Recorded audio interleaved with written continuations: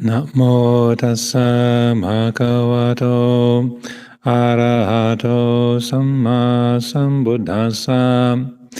Namo tassa bhagavato arahato samma sambuddhassa. Namo tassa bhagavato arahato samma sambuddhassa. Buddhaṃ Dhammaṃ Sanghaṃ Namasami.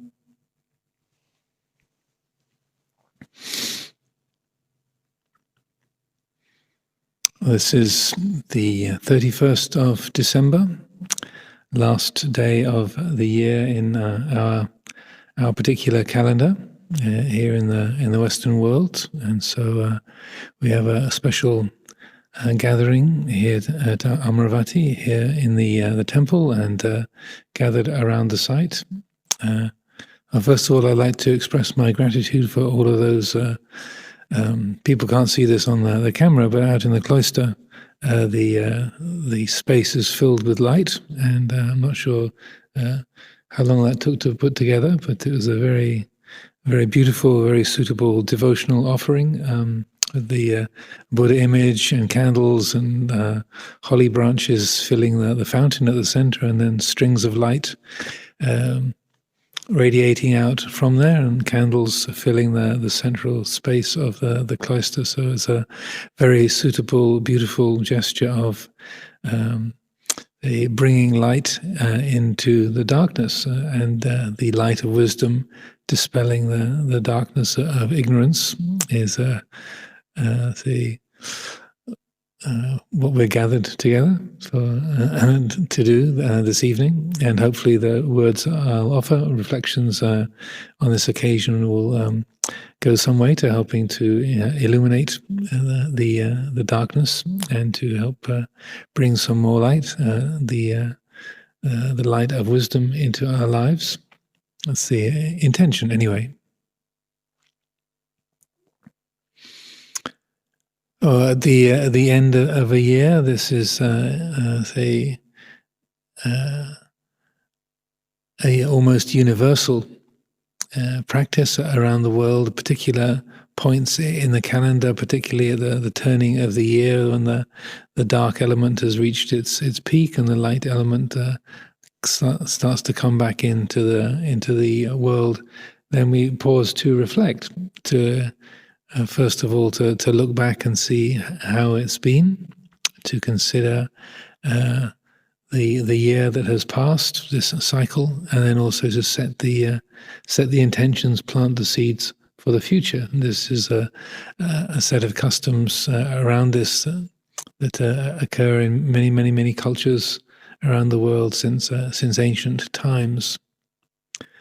As people are aware, it's been quite a year, very difficult year, particularly because of the COVID-19 pandemic. I saw a news report today that coincidentally, that the very first reports of an unusual SARS-like virus were appearing in Wuhan in China, that the Chinese news report acknowledged the appearance of this unusual new illness on the 31st of December, 1 year ago. So it is interesting and a bit ironic that exactly 1 year has passed. And maybe it's a year that has felt like a lot longer than a year because of all of the challenges and the difficulties and the losses, loss of loved ones, loss of mobility, the loss of many aspects of our apparent freedoms. But I was also, as I was sitting here, I was reflecting at one of the memorable statements of Master Xuanhua in this kind of area was that the Buddha Dhamma arises from difficulty. The more difficult, the better. So that might not be what we want to hear. Please can we have a little less difficulty, a few less challenges, please. But I feel it's also an important shift of view that can be brought into play, to see things in a different fashion. And Luang Por Chah would say very, very similar things. He would say it's actually the people that it's difficult to live with. It's the times of illness, fever, and those kind of frictions, that kind of abrasion, that roughness, that difficulty, that is what enables us to genuinely develop wisdom. And he would speak about quite scathingly, sometimes quite critically, about things are too comfortable, too easy. Then everyone falls asleep. We become dull, and it's the difficulties, the challenges that life presents. That friction is like the stone that you sharpen the edge of your blade on, like the carving knife or the chisel. The edge is kept keen, sharp through that very friction. If you don't have any stone to rub the edge of the blade with, you can't keep a keen edge on the blade of your knife, the carving knife, or the chisel, or the whatever knife you're using. So I think these are skillful ways to reflect upon difficulty and challenge. This is not something that anyone would wish for. The impact of the pandemic has been enormous and very, very tragic in many ways, but also the situation and the difficulties arising from it have been opportunities to develop a lot of paramita, a lot of spiritual skill along the way, I would suggest. The ending of the year, a day like today, is a time to look back and to consider how has it been? What has the year been like? To look back, to consider, and then to learn from what has occurred, what's happened in our lives, and to learn from that, but also to let go of it. Again, there are many customs around the world where usually on an annual basis, every year the community would gather together and have a way of recognizing the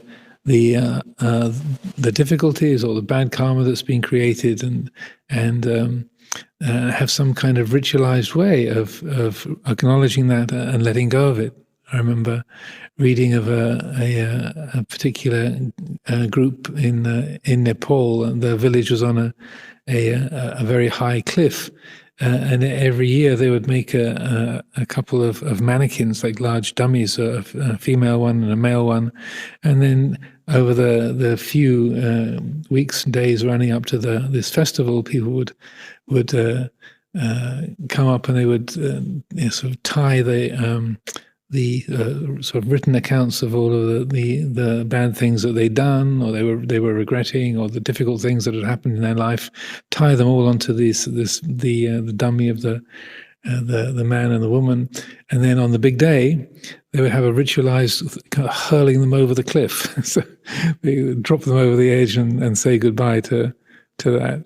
And many cultures have that. The scapegoat is literally where you would, in the Middle Eastern culture, literally sort of tie the ill fortune and difficulties, tie that onto a goat, or impart that onto a goat, and then shoo the goat out into the desert and take all the difficulties and troubles away.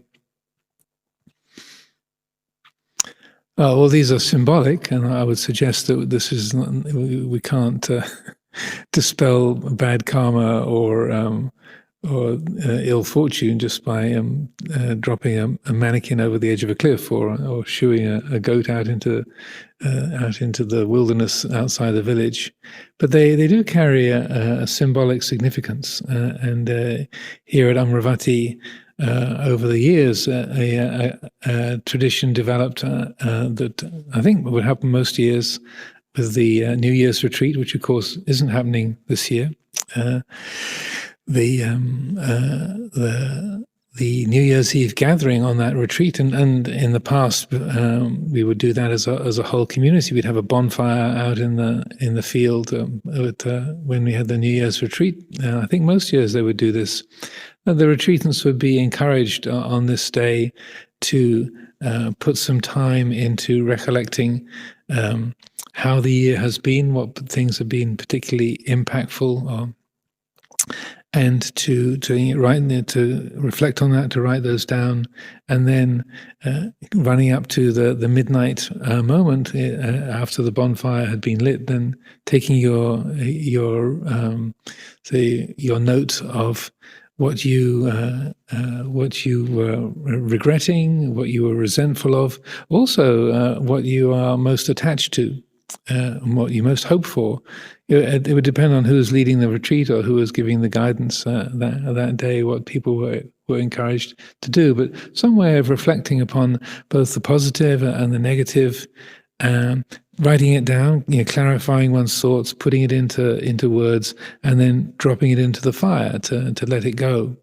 And similarly, we can't just write our problems down onto a piece of paper, drop them into a fire, and woof, all our troubles are gone forever. That's not how it works. But symbolically, there's a value to that. So in these same kind of customs and forms and traditions, I feel there's a great value in that.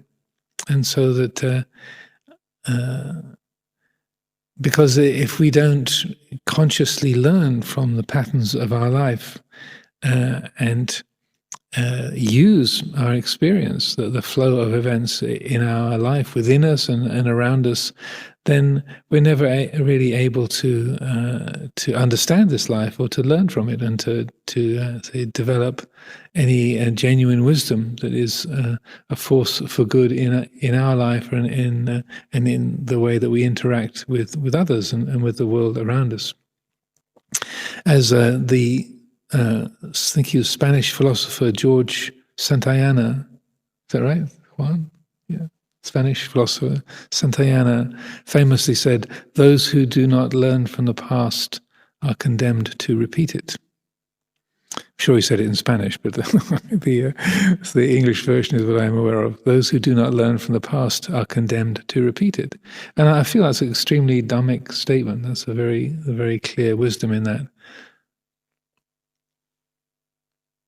So at this ending point of the year, I like to, if I'm leading a retreat or I'm giving a teaching at this time of the year, there are 4 particular areas of reflection I like people to consider. We don't have a bonfire this year. Even in the cloister, sometimes on this New Year's Eve, we'd have a fire burning in the middle of the fountain. People could write their notes and drop them in there as well. But because of social distancing, we're avoiding that as well. So I would encourage an internal burning this year. But I do feel this is a very helpful process to consciously look back and to consider particular areas. So the 4 areas that I found most helpful for most people is a couple relating to the external world and a couple relating to the internal. So first of all, I like to encourage a looking back over the year and to consider the resentments that we have of the people around us, and this might be people in our family, people in the government, people that we're living with, let's say in the monastery, people we're sharing our life with amongst the monks community, nuns community, the lay community, and to look back and to consciously recollect and to feel out those people or institutions that have really brought up a lot of negativity, resentment, and aversion, and particularly reasonable aversion. It's right to hate the government because of having done this, or my brother really shouldn't have done that. That was absolutely wrong. So to not get lost in the stories, but too much, but just to bring the attention back and to look at those areas of resentment and blaming and criticism and the kind of harshness in our heart, to bring the mind to that, to consider that, and to acknowledge that that feeling of wrongness in that person's or that behavior, or that group of people, or that institution. Politicians and government figures and government bodies are particularly good in this respect. They gather a lot of negative attention and that sense of reasonable aversion. But really to bring that to mind. And yeah, during this evening after the Dhamma talk, and when we have some open time, then people can do this. Actually, write things down if you like, or just use meditation to explore this. But to clarify and spell out for yourself those people, those institutions that we feel have really hurt us or done things wrong or hurt other people, and we feel that sense of negativity, to go through that, to recollect that, to acknowledge that, and just to take that, and then that kind of and to the degree possible, not get lost in the emotional reactivity, but just to feel that sense of wrongness, or it shouldn't be this way, or that was really cruel, that was unfair, that was hurtful. And to the extent possible, just to feel the painfulness of that, and to acknowledge, yeah, this is painful, that presence of that. So in a way, taking it to heart, but also not making it personal, saying, yeah, that having happened, this is the result of it. That's the cause. This is the effect. Ow, this hurts. That's painful to see. That's terrible seeing, so many people dying of this of the pandemic, or the difficulties in the family or in the community and such. Just to clarify and to really open the heart to that process. Here's the cause, here's the effect. It feels this way. Then the second part of that is what we're grateful for.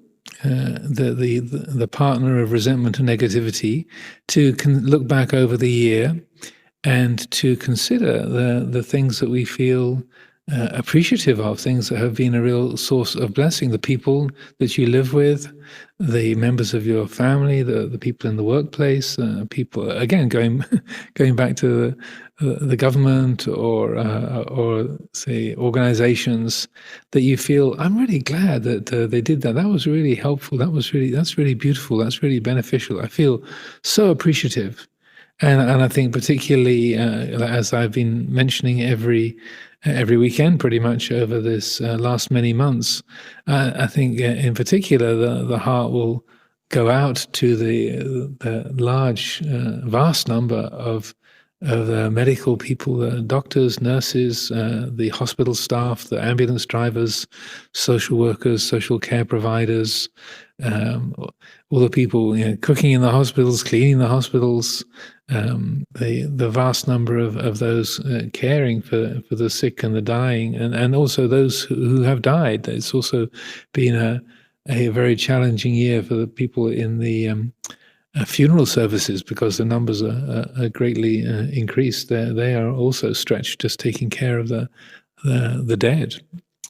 And to bring to mind, or not necessarily connected with the pandemic and the care of the sick and the losses along with that, but also the appreciations for the people who are close to you, the gestures of warmth and kindness and compassion that have been there from the fellow members of the community or family members, people around us, people that we've encountered in the events of our days, neighbors or people in the shops or on the street, strangers that we've had interactions with, that we felt, wow, that was so helpful, that was so beautiful, that was so noble.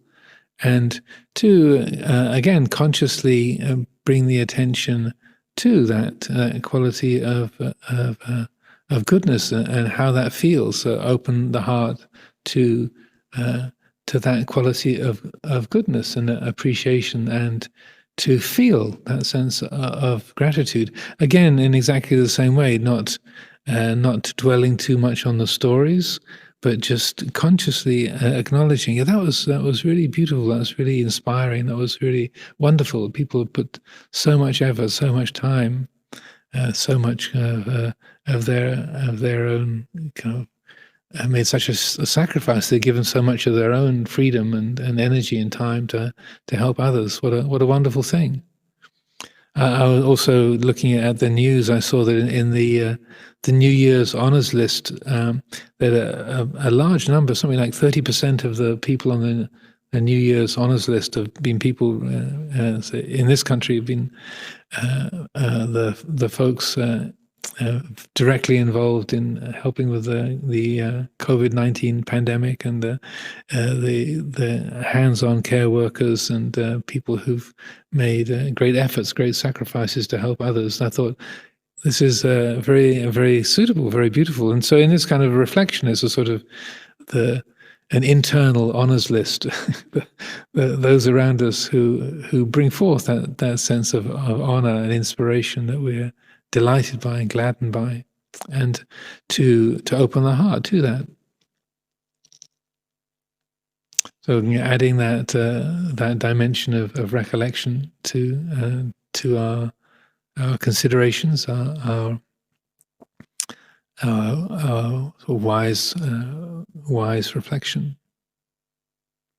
Then the third area is more internal, and looking back over this year to our own conduct, how we've spent our time, the things that we regret in particular.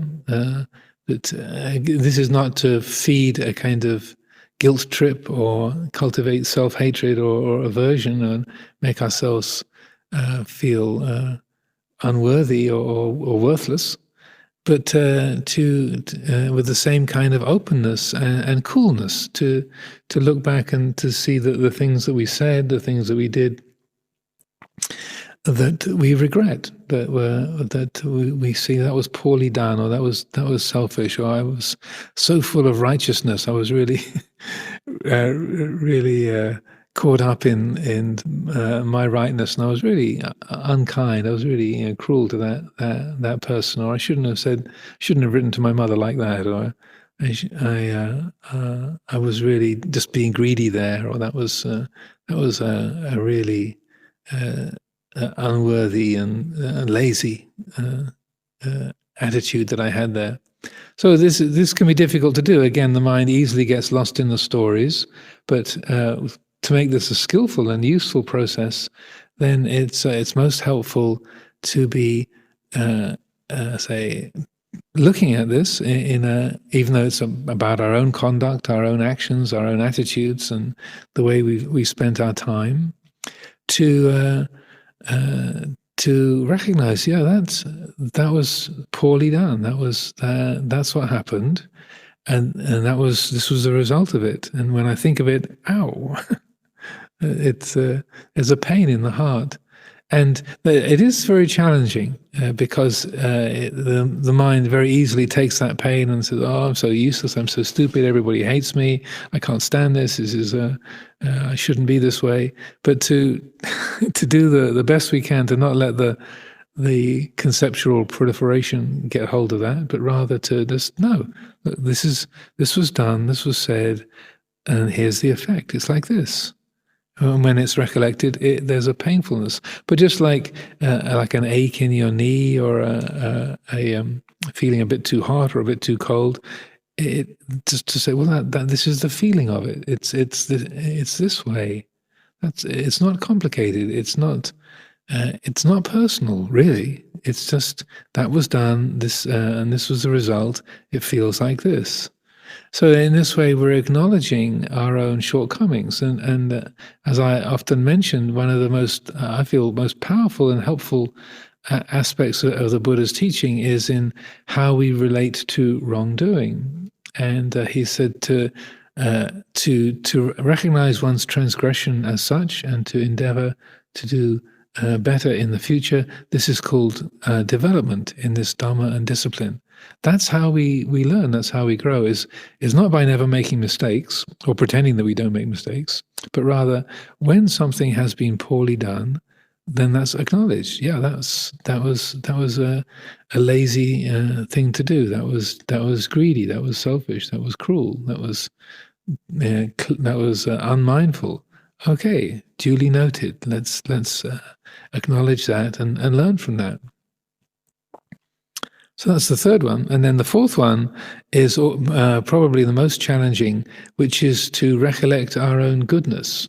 And for those of us who've grown up in Europe, particularly sort of the Northern European mindset, at least as I've experienced it, you're really you grow up being told not to be pleased with your own goodness, that you should be modest and shouldn't blow your own trumpet, as they say, or be proud of yourself and be inflated. But this is a practice called Chaganusati, recollecting your own goodness. One of the 10 anusatis, the recollections that the Buddha encouraged, like the Buddhanusati, Dhammanusati, Sanghanusati, recollection of the Buddha, the Dhamma, the Sangha, or recollection of death, Marananusati. And Chaganusati is one of those recollections encouraged by the Buddha. And again, this is hard to do without making it personal. But this is to, particularly as we can easily be very self-critical or self-demeaning, to recognize and acknowledge the good things that we've done. So over the course of this year, to look back and to see the things that we've said, the things that we've done, the times we volunteered to help out, we restrained our urge to be critical or to be selfish. And we made a gesture of kindness, of friendliness, of compassion, and to recognize that again, to the extent possible in a non-personal way, to acknowledge, yeah, this was done, and this was the result, and to feel the glow in the heart that arises from recognizing that goodness. Because when people ask, what is merit or what is punya, often I'll describe it in this kind of a way. It's like it's the happiness, the glow in the heart that comes from wholesome action, from wholesome attitudes, from following that which is skillful and noble. That it's that inner brightness that comes from wholesome action. So Chaganusati, this looking at and recognizing the good things that we've done, this is again very hard to not make personal, and to because if it's grasped at, it can go towards pride, or yeah, I'm really someone special. I'm really a wonderful person. So it can lead, if it's grasped incorrectly, it can lead to being inflated or conceited or thinking you are something sort of a special or a kind of wonderful person, and so the ego grabs hold of it and takes makes a meal out of it. Or it can go in the other direction of, oh no, I'm not. Well, I'm not. It wasn't really that much, or I was, I wasn't really that generous, and I'm sure I had unskillful motivations behind it as well. I wasn't really good, and it didn't really matter. It didn't really make much of a difference. So we can belittle the effects of our own goodness. But and in respect to this, one little exercise I like to encourage is to, if you find it really hard to acknowledge your own goodness, is to imagine if it was somebody else who had done the same actions. So that if somebody else had made that kind gesture, if someone else had volunteered to do this or that job, if someone else had showed that quality of generosity or gentleness, would you praise them? Would there be an enthusiasm, or would you feel inspired? And if you sort of put somebody else in that role rather than you, and you immediately think, well, of course, Yeah, if my friend had done that, I would immediately feel, yes, how wonderful, how good, how beautiful, how noble, how inspiring. So that's a way of being able to acknowledge the goodness of the things that we have done, and to, again, not to make ourselves inflated or conceited, but to feel the power and the beauty of goodness, the kusala karma, to acknowledge that. So with these four areas that I would encourage an active reflection upon: the things we resent, things that we're grateful for, things that we regret, and the things that we can acknowledge and appreciate in our own actions. Then to say, you can put them down on paper, or just think of them internally, and then drop them into the internal fire to let go of them. And that's a way of supporting the non-personal quality, not making a thing, not making a person, not making an identity out of the good or the bad, the wholesome or the unwholesome, internally or externally, so that at the ending of the year there's that letting go, there's that say relinquishment of the good and the bad and the whole package, the say non-identification, the non-grasping, not building a self around the good, the bad, or the neutral. When Mahanama was one of the relatives of the Buddha, who was the leader of the Sakyans, he came to the Buddha one time and asked,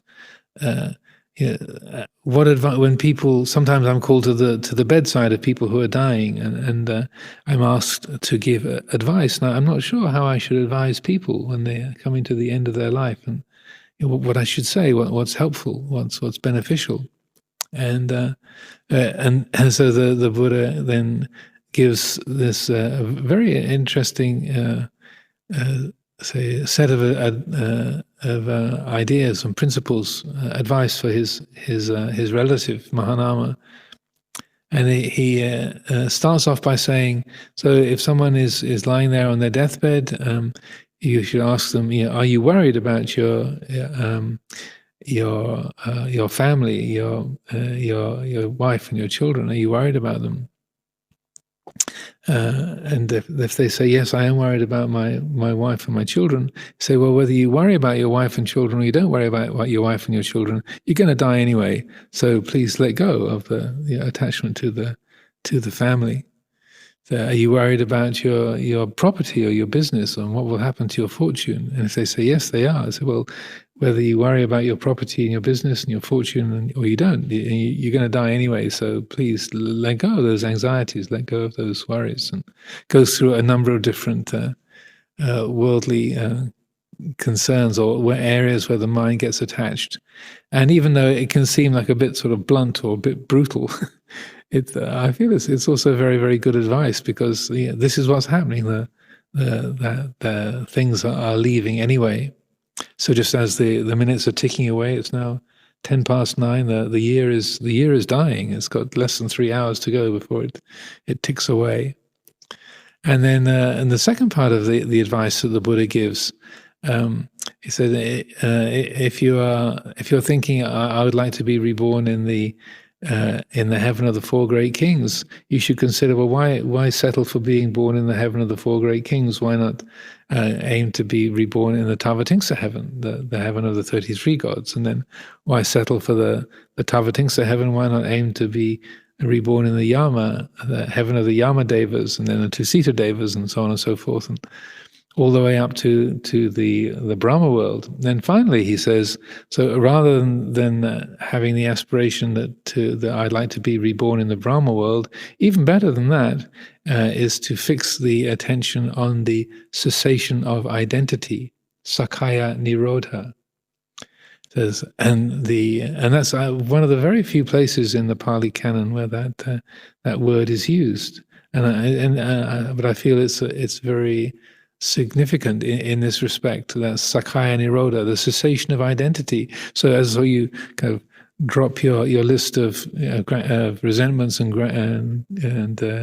gratefulnesses, regrets and acknowledgements into the fire, it's letting go of that sense of identity, Sakaya Nirodha. Like Sakaya Ditti means the personality view, the identification with the body and the personality. Sakaya Nirodha, the means the cessation of the real person, letting go of that personhood. And then, very interestingly, it's one of the few places where the Buddha speaks about a layperson being fully enlightened, because he makes the comment that such a one who lets go in that way, who realizes Sakaya Nirodha. So there's no difference in their state in the state of liberation of such a one as one who's been an arahant for 100 years. So the state of liberation, or the quality of liberation, the quality of freedom in the mind of anybody on their deathbed, as they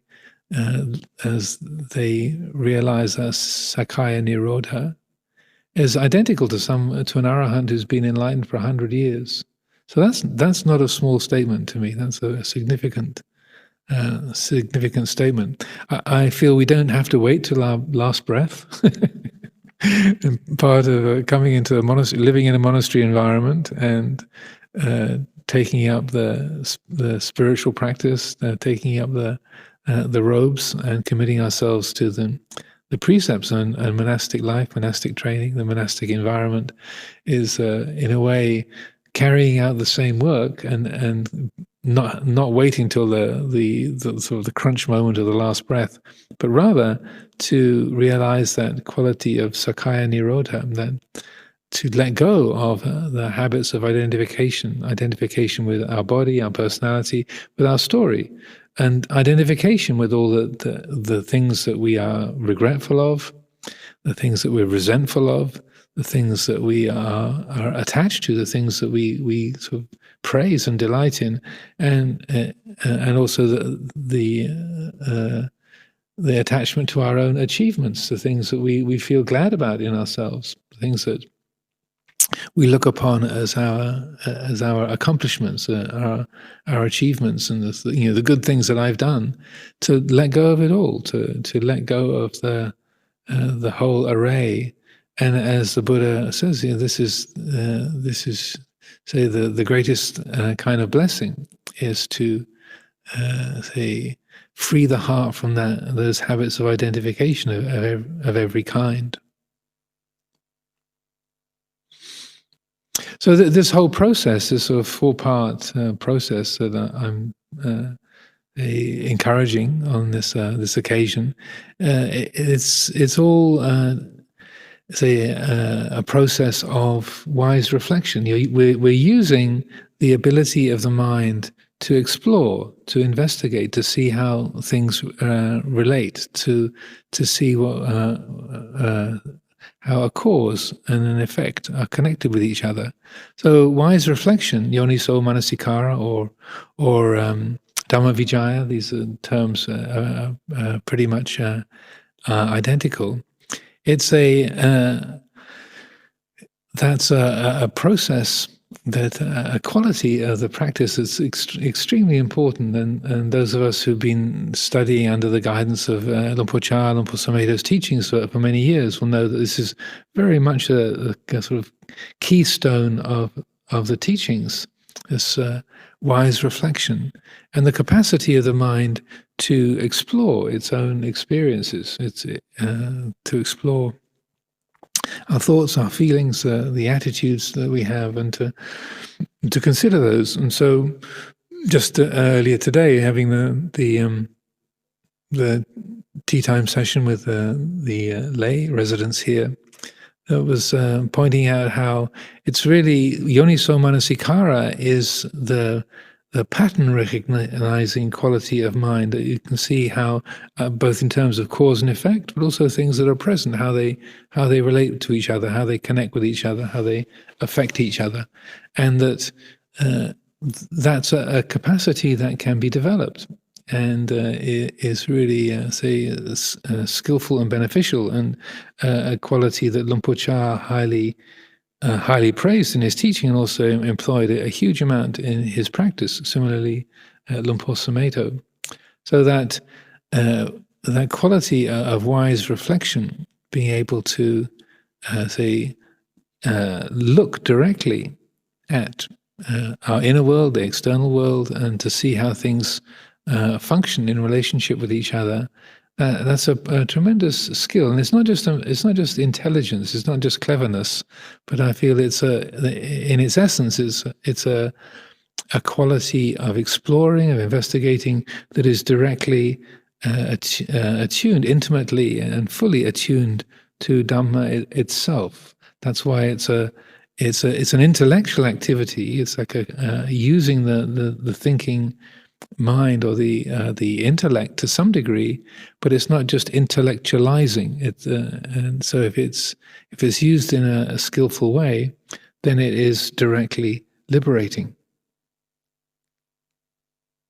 One of the aspects of wisely reflecting, considering at the end of the year, looking back, part of the purpose of looking back and learning from the past is then what do we create, or what do we set in place as a way forward? And so within this culture in Britain and many cultures, New Year is a time for making resolutions, New Year resolutions, and we are seeing where we've got lost, or what's been difficult or challenging, and it's a time to freshen up and set a new direction. And the kind of letting go of the past and setting a New Year resolution in place, a determination to do things better. That's, I think, a very skillful, useful practice. And again, the gates of the monastery are still closed. So usually on New Year's Day, January 1st, January 2nd, we usually get 300 or 400 people coming through the gate, and many people asking for blessings or to have strings tied on their wrists, and that's a sort of, I feel that's always for most people, I feel it's held as a sort of beginning the year in the most skillful way possible. So it's a kind of New Year resolution. Okay, I'm going to begin the year with going to the monastery and taking refuge in the Triple Gem, setting that as a direction. Okay, that's a good starting point. That's putting things into a skillful mode, beginning in as good a way as possible, starting the new year in as good a way as possible. So reflecting on New Year's resolutions, I would leave it up to individuals to fill in your own particular that particular blank page, and say reflecting on the year that has gone by, and those areas of consideration that I've suggested already. But you can make your own resolutions. But I would say, in terms of Dhamma practice, one of the most helpful kinds of resolutions is to set the intention to create the causes for liberation. For what can we put in place for to facilitate, to support the fulfillment of our aspirations of coming to live at Amaravati, whether we're a layperson just here for a few months of the winter, or whether we've been living here for many years, whether we're a nun or a monk, anagarika. How can we best fulfill the intentions which have brought us here? So, and the role of ambition and having a goal is a bit of a treacherous territory. So that setting a direction can easily be taken over by the habits of bhavatana. I want to become, I want to achieve, I want to get. Or with bhavatana, I've got to get rid of my defilement, I've got to wipe out my jealousy, I've got to stop being, I've got to get rid of my opinionatedness. I've got to develop more concentration. I've got to. So bhavatanha and vibhavatanha, the desire to become and the desire to get rid of, that can easily take over the skillful intentions that we have. So when setting a direction or setting a New Year's resolution in place, or making a commitment to, say, to strengthen the practice, I acknowledge it's a little tricky, but if we can understand and relate to right effort and right resolution, sama sankappa, sama vayamo, if we can relate to those in a skillful way, then we can set a direction, we can have goals, we can make effort without being fully in tune with Dhamma and not being caught up with self-view and bhavatanha, vibhavatanha, the desire to get rid of, the desire to become. So in reflecting on this, yoniso manasikara, that wise reflection, reflecting on wise reflection, it's one of what they are called the four supports for stream entry, or the conditions supportive of stream entry. And so I feel, with at the risk of say, okay, New Year's resolution, everyone should determine, I'm gonna become a stream enterer, because again, it can be the ambitious mind, or the self-creating mind, and the habits of bhavatanha, the desire to become, can take over such an idea. And but it's still, I would say, worthy of setting those kind of intentions, to see that we do have a spiritual potential. The Dhamma is present. The Dhamma is our refuge, and that Dhamma can be realized through effort. So I do feel it's skillful to be thinking in terms of using this life, using this opportunity to fulfill that potential that is here in these lives. So without letting self-view and bhavatanha take over, I feel it's very very helpful to say, well, let's set this, take this opportunity to determine, to cultivate these the supportive conditions for stream entry, so that we're planting those seeds to and strengthening the potential for this life of ours to ripen in liberation, in enlightenment. So the four conditions supported of stream entry. The first one is sapurisa sangseva, so spending time with good people. And so, in Amaravati, then it should be a given that most of us living here at Amaravati, if not all, every single one of us, I would say, comes into the category of sapurisa. These are good-hearted people who gather together, who want to live in this way, being harmless, being honest, being restrained, being motivated by spiritual aspirations. So that's I feel it's likely that most of the people here would come into that category, but it's important to see why that will be the first of the conditions for stream entry. Who do you draw close to? Who do you want to spend your time with?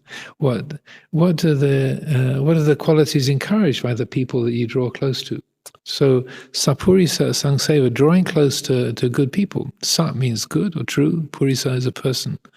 Sangseva. So even in such a group of noble and impressive and inspiring people, and I'm not just being flattering, I mean, this is really an impressive and inspiring group of people to live with. I'm very delighted to have this opportunity to share this life and be a part of this community with all of you. But even within this group, how do we spend our time? Yeah, and if you're if you have a choice when you're with other people, what do you choose to talk about? And to be, say, recognizing that it makes a difference who you choose to spend your time with, what do you put your attention onto, in terms of the subjects of your conversation, and to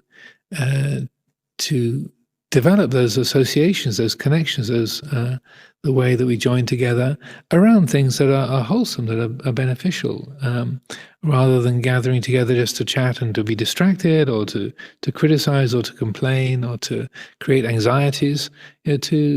To cultivate that qualities of a sapurisa in yourself and in other people.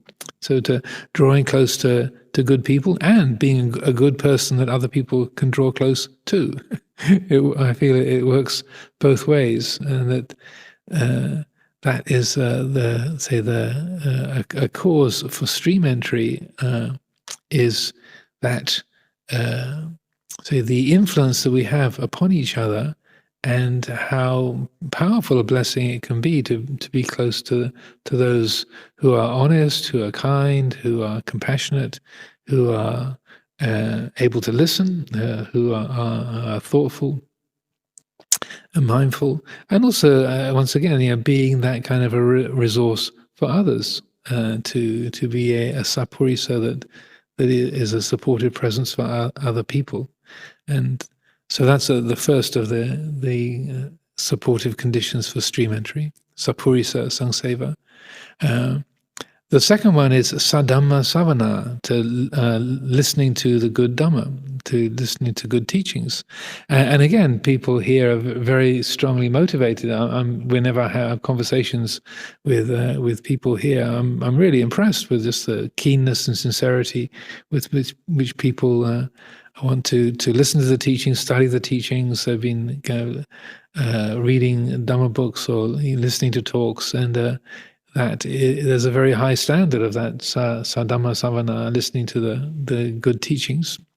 But it's something to be encouraged and to be developed, because sometimes we can just spend a lot of time just pursuing distraction, or that it's not the sadhamma, not the good Dhamma or the true Dhamma that we're putting our attention onto, but we can get lost in listening to or looking at things that are just distractions, or entertaining, or just filling the mind with a lot of excitement, or opinions, and so on and so forth. And also in our conversations with each other, once again, if you gather together with your friends, what do you talk about?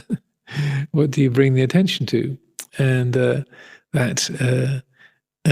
making the choice to listen to Dhamma teachings, to bring the Dhamma perspective into the picture, to have that at the center, that's greatly beneficial. That's something that's powerfully supportive, and helps us to fulfill the intentions that we've come together here at Amaravati for.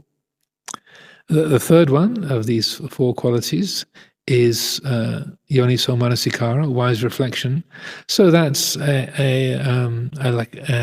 consciously looking at the moods that we have: being excited, being inspired, being sad, being lonely, being worried, being confident, being sleepy, whatever it might be. The moods that we have, the opinions and thoughts that go through our mind.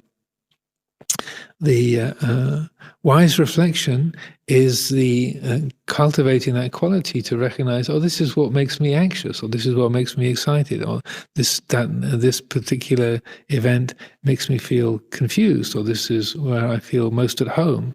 It's that active exploring, examining in an attitude of curiosity. So to investigate, to explore, and then to see how things relate to each other, how they work together. So it's important with that it's not just the mind getting lost in conceptual proliferation, papancha, the getting lost in mental chatter, but that sense of being interested in how things work. And one of the problems with being living in an institution is that a lot of our activities and the patterns of the day can get really automatic, and we can just be going through the motions or carrying out activities, engaging with things in a semi-conscious way. We're on autopilot. We're not really paying attention. So Yoniso Manasikara is a kind of anti-autopilot. It's like, no, this is the real pilot. You need the real pilot is flying the plane. The pilot is at the controls, and you're not just sort of going through things in a half-conscious way.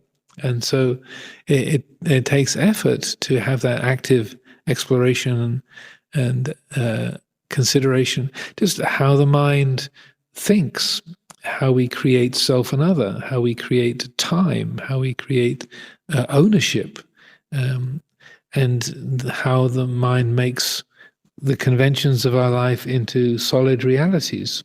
The roles that we play, that we think that, oh look, I am the work nun, or I'm the abbot, or I'm the guest monk. I'm the looking after the kitchen. I'm the librarian. To cultivate wise reflection is to recognize, well, that can only be a convenient fiction, that there can't be a solid and absolute reality. And what was it like before I had this role? And now I think of this role being who and what I am. Look at that. That's something that the mind identifies with. Feel that, know that. So then the fourth of these four qualities for, say, supportive of stream entry is Dhammanudhamma Patipada, or Dhammanudhamma Patipati. So practicing Dhamma in accordance with Dhamma. And this goes back to what I was saying a little bit of time ago about the dangers of establishing a goal or direction, having an intention, is that when that's done, then it's very easy for self-view to take over. Like, I've got to get rid of, I want to become, or as Luang Por Sumedho would put it, I'm practicing now in order to become enlightened in the future. How easy it is that intention and effort get co-opted by self-view, but they don't have to be. And if the intention, samma sankappa, and effort, samma vayama, if they are guided by mindfulness and wisdom rather than self-view, then the effort that is made in practice is practicing Dhamma in accordance with Dhamma, rather than practicing Dhamma in accordance with self-view. Or it can be also just practicing Dhamma according to what it says in the book, or practicing Dhamma according to what the Ajahn told me I should be doing, or practicing Dhamma because of a sense of obligation. Well, I said I was going to do this, so I have to do it because I said I would. So that practice is motivated more by obedience or obligation, rather than really being in accordance with Dhamma. It's driven by an I should, I must, and the habits of self-centered thinking. So that's a very subtle quality, but it makes, I would say, all the difference, because when effort is guided by mindfulness and wisdom, when it really is Dhammanudhamma Patipati, practicing Dhamma in accordance with Dhamma, then a lot of effort can be made, but it's not stressful or burdensome. You can be working hard, but if it's not driven by me trying to do something to get some particular fixed result, then it's a lot of effort or a lot of work, but it's not stressful, it's not burdensome. There's a relaxation and ease in the heart, even as that effort, the meditation or studying Dhamma or whatever it might be, even as that effort is being made, it's a stress-free effort. So in terms of the new year and setting a new year resolution, rather than, when I remember many years ago, I think I was in Indonesia with Lumpur Sumeto, and one of the very sort of dedicated organizers of one of the Buddhist groups that we visited in Java. She had like this big banner across the window of her pickup that said "Sotapanna Aditana."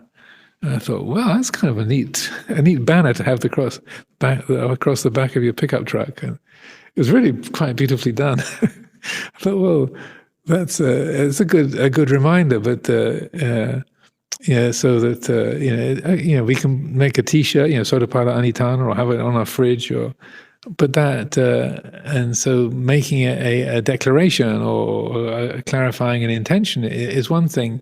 But I feel rather than just having the ideal or having the T-shirt, and also to assist in that kind of intention or resolution, really having the most likelihood of being fulfilled, or creating or helping that aspiration to be fulfilled. The most helpful thing is to create the causes, to plant the seeds, and then to get out of the way, to not make it something that's taken over by self-view. So consciously setting the intention to work in these ways, to draw close to good people, to listen to the true Dhamma, the good Dhamma, to cultivate wise reflection, and to practice Dhamma in accordance with Dhamma, and to see that during the course of each day, every one of us has hundreds, thousands of opportunities to make choices around those areas. Who do I draw close to? Who do I not draw close to? What do I put my attention onto? What do I not put my attention onto? How am I looking at this? Am I running on autopilot, or am I reflecting? Am I considering? Am I looking at the conditioning of the mind? And is the mind aware of its own attitudes?